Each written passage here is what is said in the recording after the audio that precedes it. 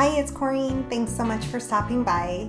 Today I am sharing all of these albums that I made. I'll do a quick flip through of these albums, and then I have a quick tutorial coming up after this of one of the albums. Obviously I didn't need to film making every single one of these because it just would have been redundant, but I will quickly show you how easily these come together. These make great little gifts. These make great hostess gifts.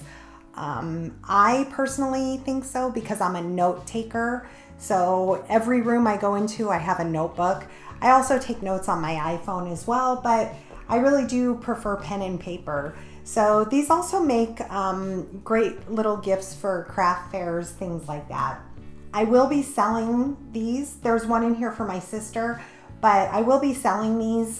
So just feel free to reach out to me via my email. I may put them in my Etsy shop. Etsy has changed so much lately, so I'm not sure if I will. But if you're interested in one of these, just reach out to me via my email down in the description box and let me know. So this one came about because I used my We Are Makers stack cutter and cut down some notebook paper, and this is what I was left with, and I was not going to let this go to waste because a little notebook is great for in the purse. So this little design I got from Etsy, I added, she's drinking coffee, and I added the word nope with a period in the mug, added the word notes. This paper is Felicity Jane. I love this paper collection. It's just a happy paper collection. So we got the stripes. Then we have the little graph paper here. These are all bound with my CINCH binder. Super cute. This one's so pretty. This again is, all of these actually are Felicity Jane. Love this paper. This says exquisite, which I think describes her perfectly. Gorgeous. Flowers in her hair, I love it. Here's the back.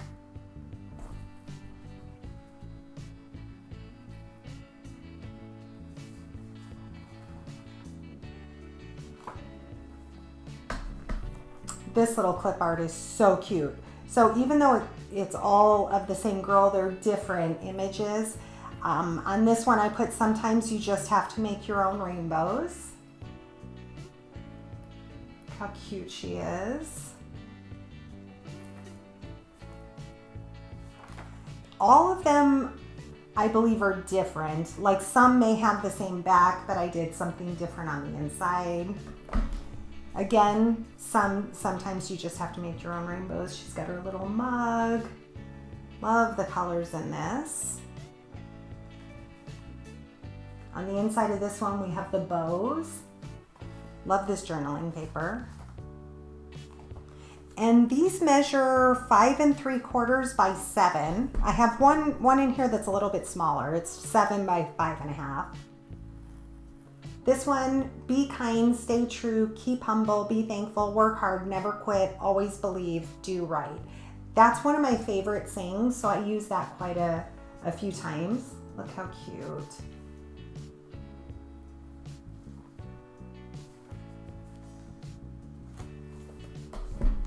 This one is for my sister. I used some brown cinch wires. I put her name in the center. Coffee doesn't ask questions, or excuse me, coffee doesn't ask silly questions. Coffee understands. Love this paper. This is also Felicity Jane.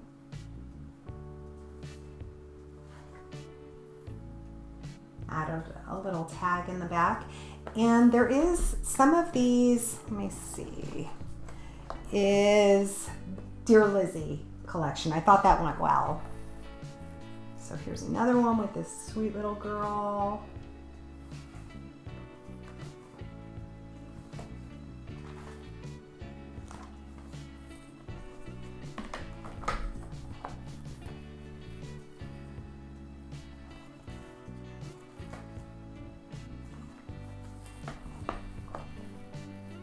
Look how cute. We got the open bows in this one. And then here's the Dear Lizzie collection.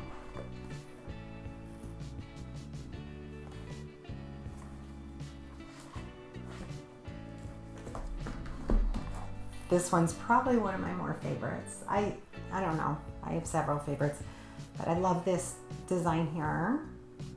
I used the Dear Lizzie on the back. I thought that graphic went very well. We got some lined notebook paper and then the hearts on the inside. And then look at this little cutie. So this is actually from, I can look it up, I believe crepe paper. No, this might be the this is the Dear Lizzie collection as well. The hearts, the gradient hearts, so pretty. And then this color in the back, I love that. So I hope you stay tuned for the quick process of how these came together. And I can only ship within the United States, I'm sorry about that. But if you're interested in one of these notebooks, let me know and send me an email and I'll discuss that with you further.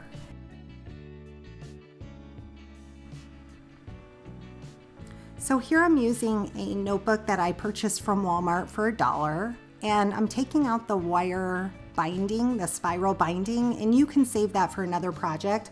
I do actually use it for a small notebook, so it's a great thing to repurpose, but it is small, so you would just have to limit your paper size.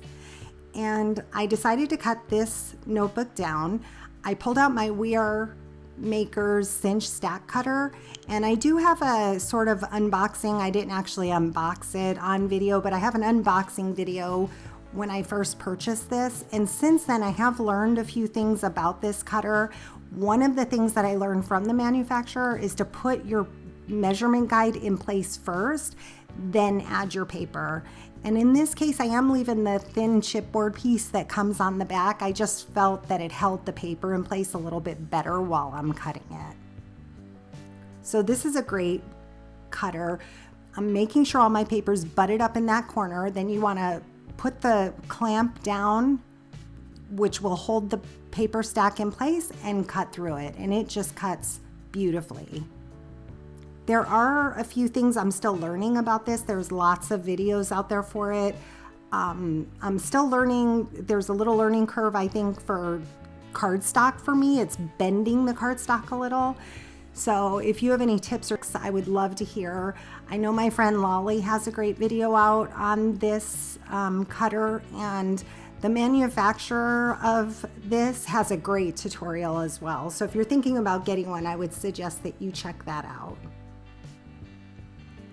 So this cut was perfect, and I do end up using this stack here for a smaller notebook.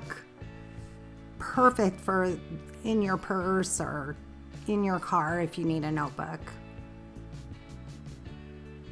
I worked on these notebooks for a few days. I was having so much fun making them, and in the meantime I had stopped at a Dollar General and I found these tablets, and they are perfect. I just cut the top off of them, and I ended up using them for the rest of the notebooks that I make in this video. Here I'll pull one out to show you how nice the paper is, and these were $1. So I bought a few of them to make the notebooks, and it's a perfect amount. It's about a ½ inch of paper, easy to cut, and they're perfect. So I pulled out some chipboard. It does show that it's 7.5 by 6, but I end up making my notebooks a little bit smaller. I ended up making them approximately 7 by 5 3/4, which I thought was a perfect size. And this is medium weight chipboard. It's by Graphics. I added some double-sided tape around the edges of it, and then I'm adding some Beacon Fabri-Tac to the center of it. I will just eyeball this, adhere it down, and I like to take my brayer and really press it down. And I will do the exact same thing for the back cover. For now, I'm just going to put some magnets on it and let it dry while I work on the back cover. So this notebook was a little bit larger. This is a notebook that's going to my sister, but I do make the rest of the notebooks a little bit smaller. I like the size of doing 7 by 5 3/4. So again, really pressing that down, giving it a chance to dry, and I'm going to wrap it just like you would a mini album. These magnets are really strong and kind of hold it in place while it's giving it a chance to dry. So I pulled out a box cutter and a little template that I have made, and this template, when you butt it up against the edge of your chipboard and cut along the side of it, it leaves you with a 1/2 inch of paper. So I'm taking my double-sided tape. I will go around the entire outside of the book and press that down with my bone folder.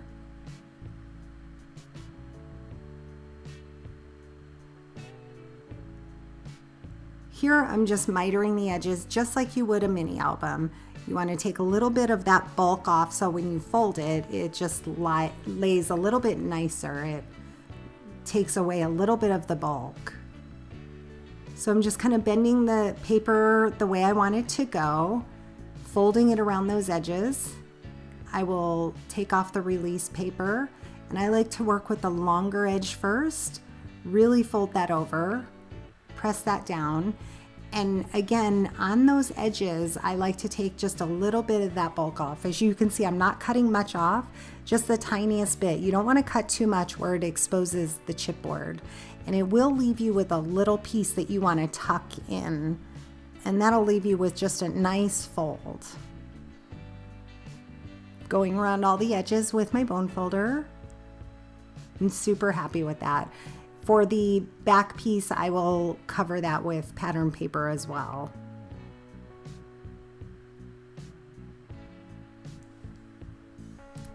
So for this back piece, I cut it to 7 3/8 by 5 7/8, but depending on what size notebook you want to just cut it down a little bit smaller than your front and back piece.